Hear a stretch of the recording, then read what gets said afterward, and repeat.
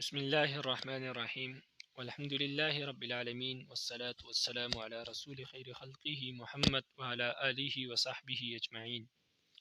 سبحانک لا علم لنا الا ما علمتنا انک انت العلیم الحکیم ربی زدنی علما ربی زدنی علما ربی زدنی علما رب اشرح لی صدری ویسر لی امری واحلل عقدۃ من لسانی یفقہوا قولی۔ وحی اور کشف اور الہام، پہلے یہ بات ذکر ہو چکی کہ وحی صرف انبیاء علیہم السلام والسلام کے ساتھ خاص ہے، یعنی وحی صرف انبیاء پر نازل ہوتی ہے۔ نبی کے علاوہ کسی بھی شخص پر، چاہے وہ ولایت کے کتنے ہی بلند مقام پر فائز ہو، وحی اس پر نازل نہیں ہوتی۔ البتہ بعض اوقات رب العالمین اپنے خاص بندوں کو کچھ باتیں بتا دیتے ہیں، یعنی ان کے دل میں کچھ باتیں ڈال دیتے ہیں، یا کسی اور ذریعے سے بتا دیتے ہیں، تو اس کو کشف اور الہام کہتے ہیں۔ اس کشف اور الہام میں مجدد الفسانی رحمہ اللہ نے فرق بیان کیا ہے۔ وہ فرماتے ہیں کہ کشف کا تعلق حسیات سے ہے، یعنی ان چیزوں سے ہے جو آنکھوں سے نظر آ جاتی ہے۔ تو بعض اوقات یوں ہوتا ہے کہ دور دراز کسی دوسرے ملک میں یا کسی دوسرے علاقے میں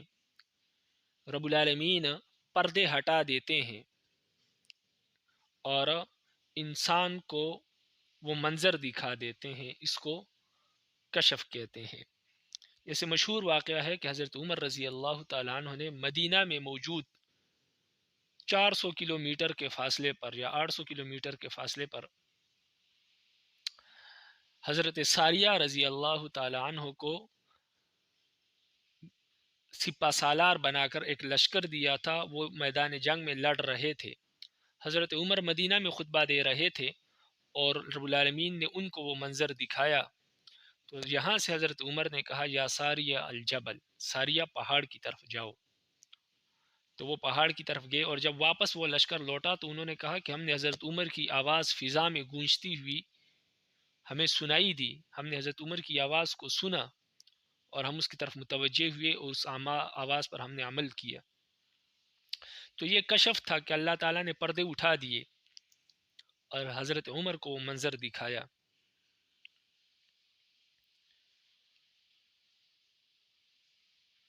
اور جو الہام ہوتا ہے اس کا تعلق وجدانیات سے ہوتا ہے، یعنی ان باتوں سے ہوتا ہے جو انسان آنکھوں سے نہیں دیکھ سکتا۔ تو اللہ تعالیٰ دل میں کوئی بات ڈال دیتے ہیں،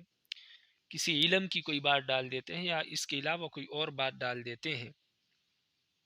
یا بعض اوقات ایک چیز ہمیں سمجھ میں نہیں آ رہی ہوتی، کوئی آیت ہم پڑھ رہے ہوتے ہیں قرآن کی یا کوئی حدیث ہم پڑھ رہے ہوتے ہیں، سمجھ نہیں آ رہی ہوتی، تو اللہ تعالیٰ اس کی سمجھ ہمارے دل میں ڈال دیتے ہیں۔ اسی طرح اولیاء اللہ کے دل میں کوئی بات ڈال دیتے ہیں، جب ان سے کوئی سوال پوچھتا ہے تو اللہ اس کو جواب ان کے دل میں ڈال دیتے ہیں، تو اس کو الہام کہتے ہیں۔ لیکن کشف جو ہے یہ الہام کی بنسبت زیادہ صحیح ہے، اس لیے کہ کشف میں اس کو آنکھوں سے نظر آ رہا ہوتا ہے، لیکن الہام میں بعض اوقات تو یہ پتہ بھی نہیں لگتا کہ یہ بات اللہ نے دل میں ڈالی ہے۔ تو اس لیے کشف جو ہے وہ الہام کے مقابلے میں زیادہ صحیح ہے، زیادہ قوی ہے۔ آپ نے وحی کی اقسام میں سے ایک قسم نفس فی الروع پڑھا تھا، یعنی دل میں کوئی بات ڈال دینا۔ تو رب العالمین انبیاء کے دل میں کوئی بات ڈال دیتے ہیں، یا جبریل امین انبیاء کے دل میں کوئی بات ڈال دیتے ہیں، تو اس کو وحی کہتے ہیں۔ تو وحی کی وہ قسم الہام کے بہت قریب ہے۔ بعض لوگ تو اس پہ فرق ہی نہیں کر پاتے، وہ سمجھتے ہیں کہ الہام اور نفس فی الروع ایک ہی چیز ہے، تو ایک نہیں ہے، دونوں میں مناسبت ہے، بہت قریب ہے، لیکن اس میں تھوڑا سا فرق ہے۔ جب نبی کے دل میں رب العالمین کوئی بات ڈالتے ہیں یا جبریل امین کوئی بات ڈالتے ہیں، تو نبی کے دل میں وہ بات بھی آ جاتی ہے اور ساتھ ساتھ اس کا علم بھی ہو جاتا ہے کہ یہ بات اللہ نے میرے دل میں ڈالی یا جبریل امین نے ڈالی۔ جس طرح مستدرک حاکم کی روایت میں آپ نے پڑھا کہ نبی علیہ السلام نے صراحتاً بتایا کہ جبریل امین نے میرے دل میں یہ بات ڈالی کہ جب تک کوئی شخص اپنا رزق مکمل نہ کر لے تو اس کو موت نہیں آتی۔ تو نبی علیہ السلام نے اس حدیث میں واضح طور پر فرمایا کہ جبریل نے میرے دل میں یہ بات ڈالی، تو نبی کو یہ بھی معلوم ہو جاتا ہے کہ یہ بات کس نے دل میں ڈالی۔ لیکن ولی کو یہ بات معلوم نہیں ہوتی، جس کو الہام ہوتا ہے اس کو یہ بات معلوم نہیں ہوتی کہ یہ اللہ نے دل میں ڈالی ہے یا کسی اور نے ڈالی ہے یا کس طرح میرے دل میں آ گئی ہے، تو اس کو یقینی طور پر معلوم نہیں ہوتا کہ میرے دل میں یہ جو بات آئی ہے یہ الہام ہے یا میرے سوچ و بچار سے یہ بات پیدا ہوئی ہے۔ تو ولی کو اس چیز کا علم نہیں ہوتا، بس اس کو اتنا محسوس ہوتا ہے کہ میرے دل میں ایسی بات پیدا ہو گئی ہے جو پہلے میرے دل میں نہیں تھی۔ اسی بنا پر انبیاء علیہ السلام کی وحی جو ہے وہ 100% یقینی ہوتی ہے، کیونکہ ان کو معلوم ہوتا ہے کہ اللہ نے دل میں بات ڈالی یا جبریل نے ڈال دی، اور معلوم ہوتا ہے کہ یہ وحی ہے، اس لیے ان کی بات 100% یقینی ہوتی ہے۔ وہ اس کے متعلق جو حکم دیتے ہیں، جس طرح وہ حدیث مستدرک حاکم کی حدیث، یہ 100% یقینی حدیث ہے کہ اللہ کی طرف سے یہ بات ہے،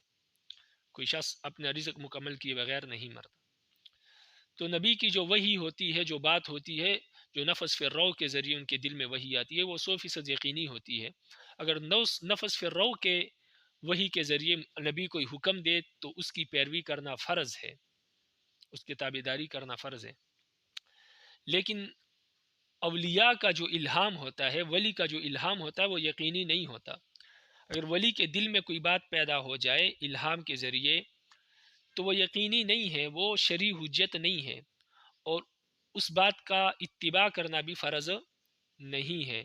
بلکہ اگر کشف یا الہام یا ولی کے خواب کے ذریعے کوئی ایسی بات اس کو معلوم ہو جو قرآن اور سنت کے احکام کے موافق نہ ہو، تو اس بات کے تقاضے پر عمل کرنا کسی کے لیے جائز نہیں، نہ اس الہام پر عمل کرنا جائز ہے، نہ کشف پر، نہ اس خواب پر عمل کرنا جائز ہے، کیونکہ یہ یقینی نہیں ہے، ممکن ہے شیطان کی طرف سے ہو۔ تو اس وجہ سے یہ فرق ہے وحی میں، الہام اور کشف میں۔ تو یہ فرق مصنف نے، استاذ محترم نے، مفتی تقی عثمانی صاحب نے یہاں سے واضح فرما دی۔ اب آپ کتاب کو دیکھیں، فرماتے ہیں اوپر بتایا جا چکا ہے کہ وحی صرف انبیاء علیہ السلام کے ساتھ خاص ہے،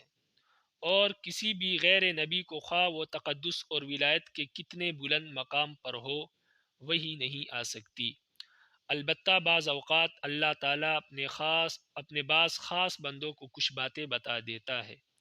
اسے کشف یا الہام کہا جاتا ہے۔ کشف اور الہام میں حضرت مجدد الفسانی رحمہ اللہ نے یہ فرق بیان فرمایا ہے کہ کشف کا تعلق حسیات سے ہے، یعنی اس میں کوئی ایسی چیز یا واقعہ آنکھوں سے نظر آ جاتا ہے جس کا تعلق آنکھوں سے ہو، جو نظر آتا ہو، اور الہام کا تعلق وجدانیات سے ہے، یعنی اس میں کوئی چیز نظر نہیں آتی، صرف دل میں کوئی بات پیدا ہو جاتی ہے یا ڈال دی جاتی ہے۔ اسی لیے عموماً الہام کشف کی بنسبت زیادہ صحیح ہوتا ہے، یعنی کشف سے جو نتیجہ حاصل ہوتا ہے وہ زیادہ صحیح ہوتا ہے، الہام بعض اوقات غلط ثابت ہوتا ہے۔ وحی کی آخری قسم یعنی آخری صورت یعنی نفس فی الروح بظاہر الہام سے بہت قریب ہے، کیونکہ دونوں کی حقیقت یہی ہے کہ دل میں کسی بات کا القاء کر دیا جاتا ہے، لیکن دونوں میں حقیقت کے اعتبار سے فرق ہے کہ وحی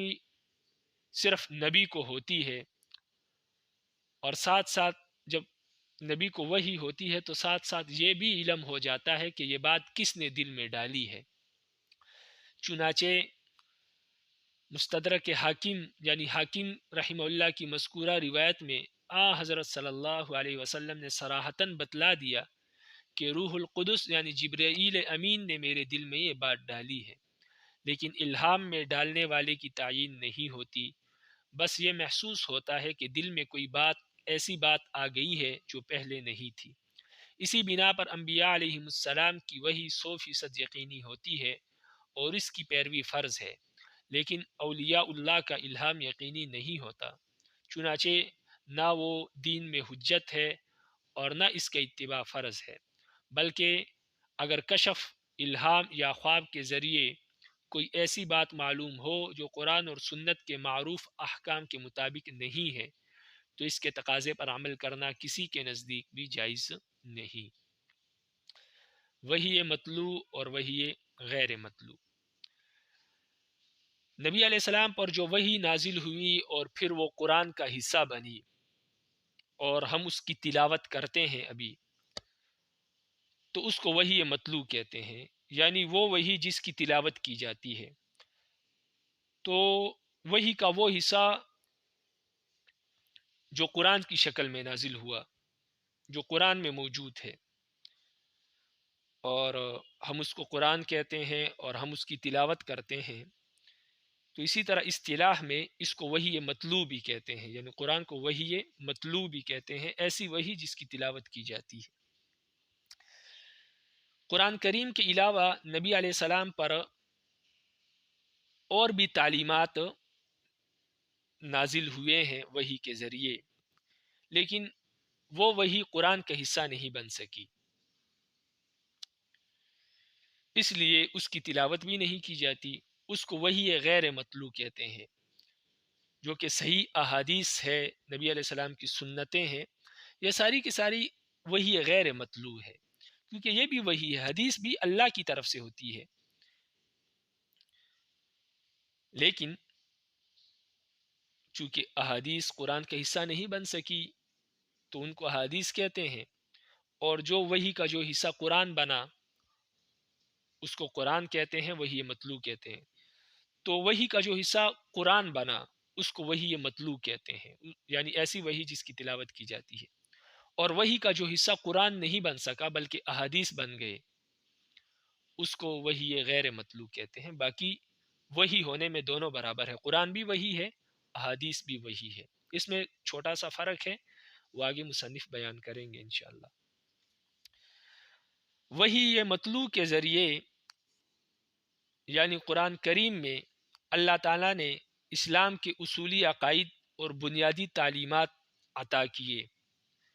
اور پھر وحی غیر مطلوع یعنی احادیث کے ذریعے پھر ان اصولی عقائد اور بنیادی تعلیمات کی تشریح اور جزوی مسائل جو ہے وہ اللہ تعالیٰ نے عطا کیے۔ یعنی قرآن میں اصولی عقائد اور بنیادی تعلیمات ہے، اور احادیث میں ان اصولی عقائد اور بنیادی تعلیمات کے تشریح ہے اور جزوی مسائل موجود ہیں۔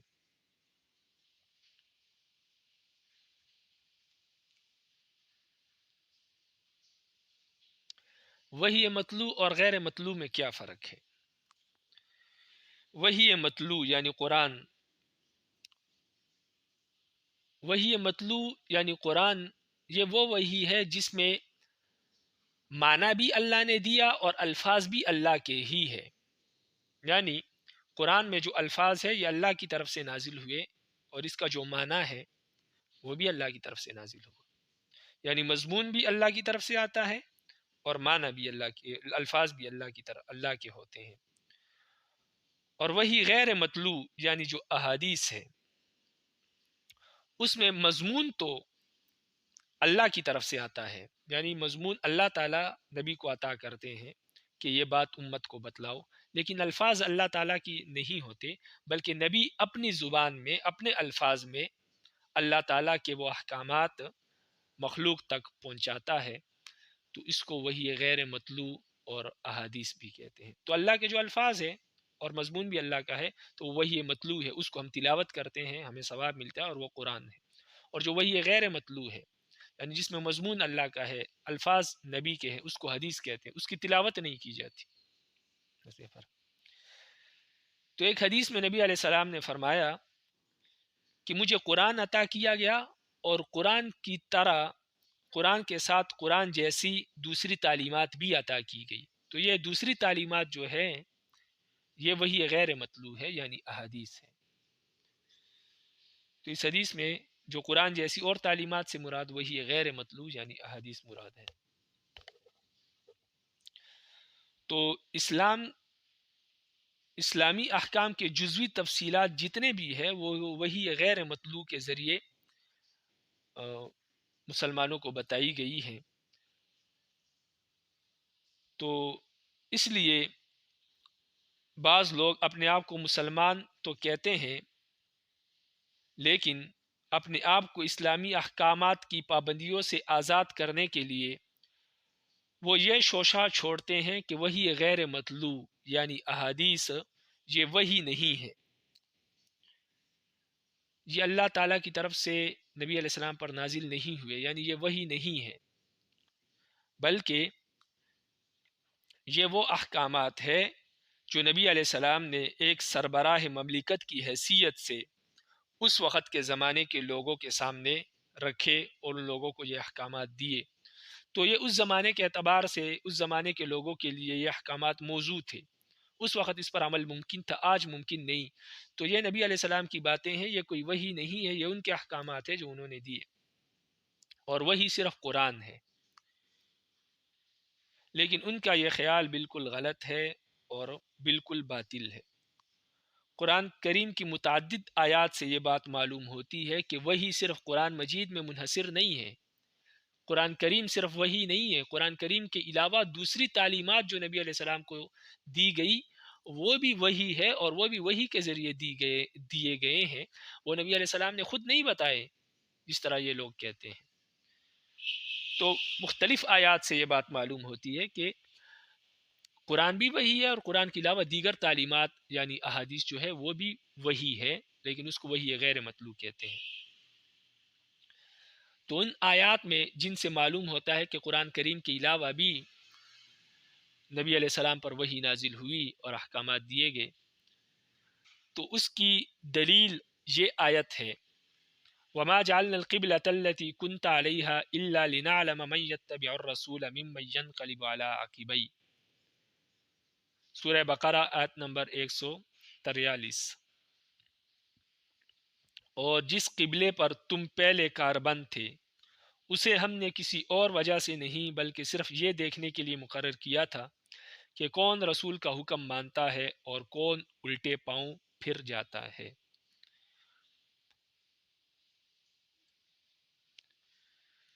اس آیت میں رب العالمین نے فرمایا،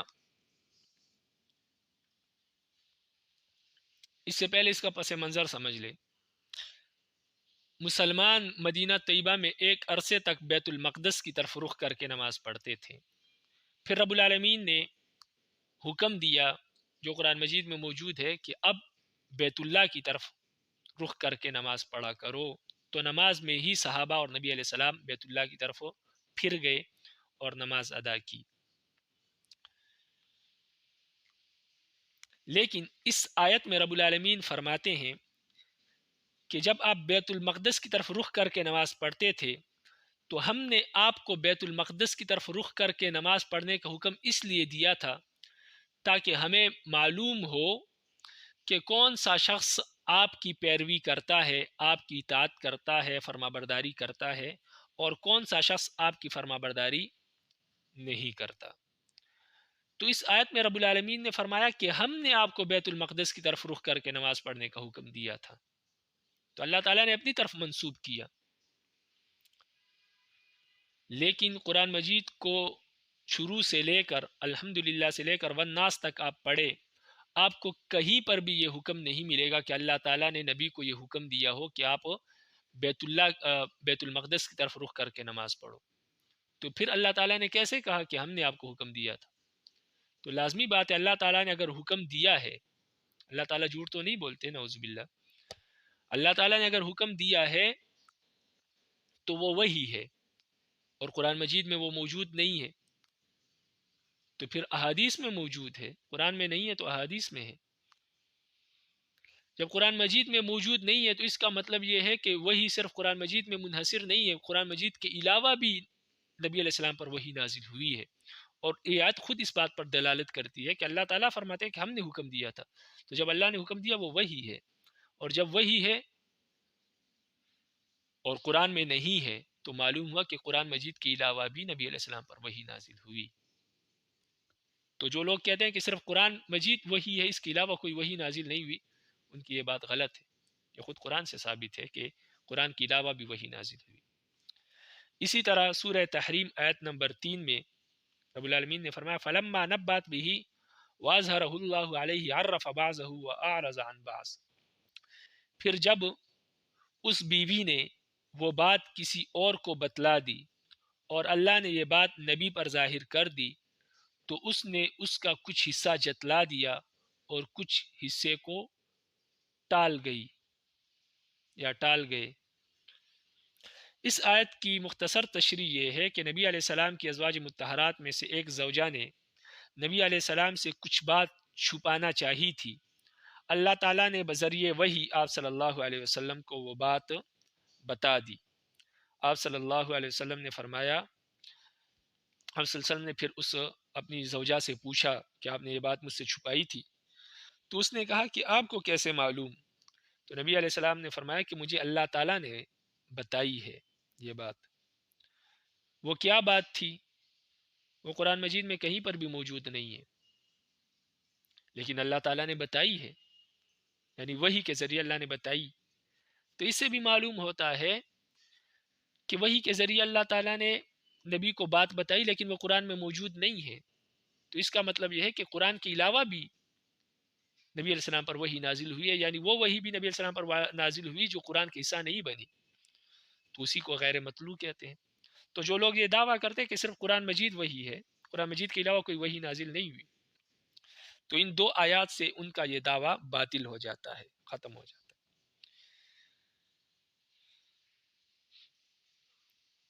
تو مصنف یعنی استاذ محترم فرماتے ہیں کہ یہ دو آیات ان لوگوں کے لیے کافی ہے جو لوگ وہی غیر مطلوع کا انکار کرتے ہیں۔ اگر واقعی ان کو حق کی تحقیق مقصود ہے تو یہ دو آیتیں بھی ان کے لیے کافی ہے اور ناقابل انکار ہے۔ لیکن اگر کوئی حق کا متلاشی ہی نہیں تو اس کے لیے بے شک دلائل کے انبار لگا دے، اس کو کوئی فرق نہیں پڑتا۔ اس کے ساتھ ایک اور آیت بھی آپ ذہن نشین کر لے، قرآن مجید کی آیت ہے وَمَا يَنْطِقُ عَنِ الْهَوَىٰ إِنْ هُوَ إِلَّا وَحْيٌ يُوحَىٰ۔ نبی کوئی بھی بات اپنی مرضی سے نہیں کہتا، وہ جو بھی بات کہتا ہے وہ میری طرف سے وحی ہوتی ہے۔ اللہ فرماتے ہیں نبی جو بھی بات کہتا ہے وہ اس کو وحی کی جاتی ہے تب وہ کہتا ہے، اپنی مرضی سے کوئی بات نہیں کہتا۔ تو اس آیت سے بھی معلوم ہوا کہ نبی علیہ السلام جو بات کہتے ہیں، قرآن تو نبی علیہ السلام نے نہیں کہا نا، قرآن تو اللہ نے نازل کیا، تو اللہ کہتے ہیں نبی جو بات کہتے ہیں، یعنی جو احادیث آپ کو جو احکامات دیتے ہیں وہ نبی کی اپنی بات نہیں ہوتی، وہ ہم وحی کرتے ہیں نبی پر۔ تو اس آیت سے واضح طور پر معلوم ہوا کہ تمام احادیث جو وحی غیر مطلوع ہے وہ بھی وحی ہے، قرآن نے اس کو وحی کہا، اللہ اس کو خود وحی کہتے ہیں کہ وہ وحی ہوتی ہے، نبی اپنی طرف سے بات نہیں کرتے۔ یہاں تک آپ کتاب کو دیکھ لیں۔ فرماتے ہیں وحی مطلوع اور وحی غیر مطلوع۔ حضرت صلی اللہ علیہ وسلم پر جو وحی نازل ہوئی وہ دو قسم کی تھی، ایک تو قرآن کریم کی آیات جن کے الفاظ اور معنی دونوں اللہ تعالیٰ کی طرف سے تھے اور جو قرآن کریم میں ہمیشہ کے لیے اس طرح محفوظ کر دی گئی کہ ان کا ایک نقطہ یا شوشہ بھی نہ بدلا جا سکا ہے اور نہ بدلا جا سکتا ہے۔ اس وحی کو علماء کی اصطلاح میں وحی مطلوع کہا جاتا ہے، یعنی وہ وحی جس کی تلاوت کی جاتی ہے۔ دوسری قسم اس وحی کی ہے جو قرآن کریم کا جز نہیں بنی لیکن اس کے ذریعے آپ صلی اللہ علیہ وسلم کو بہت سے احکام عطا فرمائے گئے۔ اس وحی کو وحی غیر مطلوع کہتے ہیں، یعنی وہ وحی جس کی تلاوت نہیں کی جاتی۔ عموماً وحی مطلوع یعنی قرآن کریم میں اسلام کے اصولی عقائد اور بنیادی تعلیمات کی تشریح پر اکتفا کیا گیا ہے۔ ان تعلیمات کی تفصیل اور جزوی مسائل زیادہ تر وحی غیر مطلوع کے ذریعے عطا فرمائے گئے ہیں۔ یہ وحی غیر مطلوع صحیح احادیث کی شکل میں محفوظ ہے اور اس میں عموماً صرف مضامین وحی کے ذریعے آپ صلی اللہ علیہ وسلم پر نازل کیے گئے ہیں۔ ان مضامین کو تعبیر کرنے کے لیے الفاظ کے انتخاب آپ صلی اللہ علیہ وسلم نے خود فرمایا، یعنی مضامین اللہ کے تھے، الفاظ آپ صلی اللہ علیہ وسلم کے اپنے تھے۔ ایک حدیث میں سرکار دو عالم صلی اللہ علیہ وسلم کے ارشاد ہے، اوتیت القرآن ومثلہ معہ، مجھے قرآن بھی دیا گیا ہے اور اس کے ساتھ اسی جیسی دوسری تعلیمات بھی۔ اس حدیث میں قرآن کریم کے ساتھ جن دوسری تعلیمات کا ذکر ہے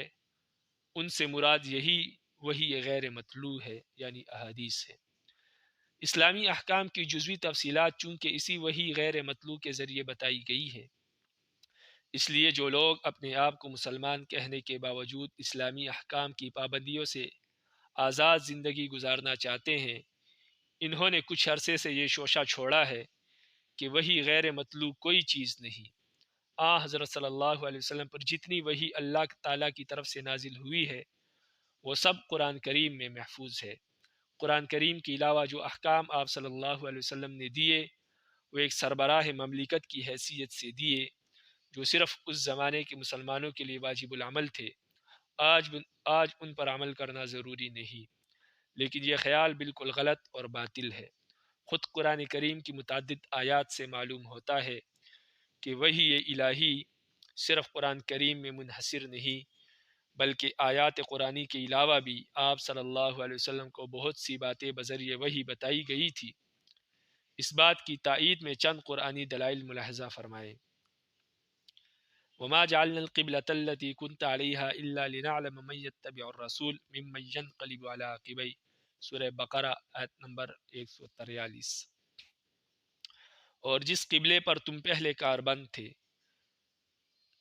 اسے ہم نے کسی اور وجہ سے نہیں بلکہ صرف یہ دیکھنے کے لیے مقرر کیا تھا کہ کون رسول کا حکم مانتا ہے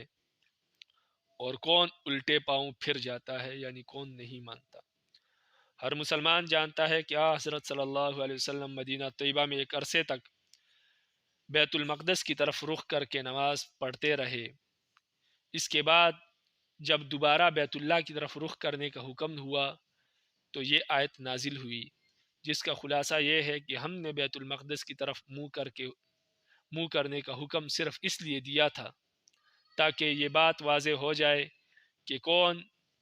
اس حکم کی تعمیل کرتا ہے اور کون انکار کرتا ہے۔ یہاں قابل غور بات یہ ہے کہ اس آیت میں بیت المقدس کی طرف رخ کرنے کے حکم کو اللہ تعالیٰ نے اپنی جانب منسوب فرمایا ہے، جس کا مطلب یہ ہے کہ یہ حکم بھی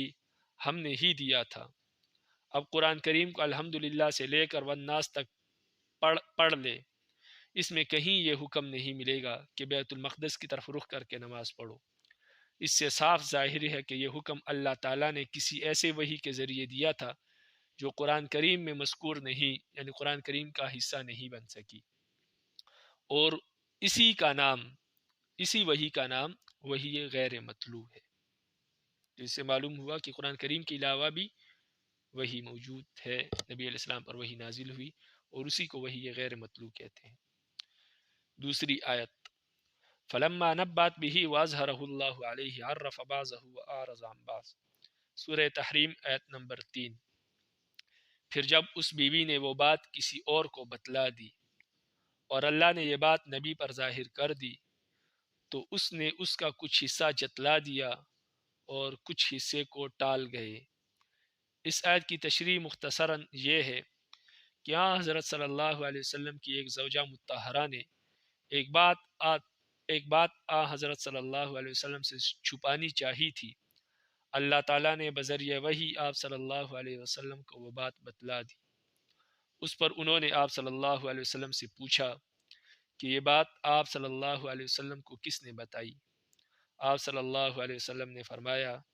کہ یہ بات مجھے علیم اور خبیر یعنی اللہ تعالیٰ نے بتلا دی تھی۔ اس آیت میں تصریح ہے کہ وہ پوشیدہ بات اللہ تعالیٰ نے آپ صلی اللہ علیہ وسلم کو بذریعہ وحی بتلائی تھی، حالانکہ پورے قرآن کریم میں اس کا کہیں ذکر نہیں ہے۔ اس سے صاف ظاہر ہے کہ یہ اطلاع آپ صلی اللہ علیہ وسلم کو وحی غیر مطلوع کے ذریعے دی گئی تھی۔ اور بھی متعدد آیات سے وحی غیر مطلوع کا ثبوت ملتا ہے۔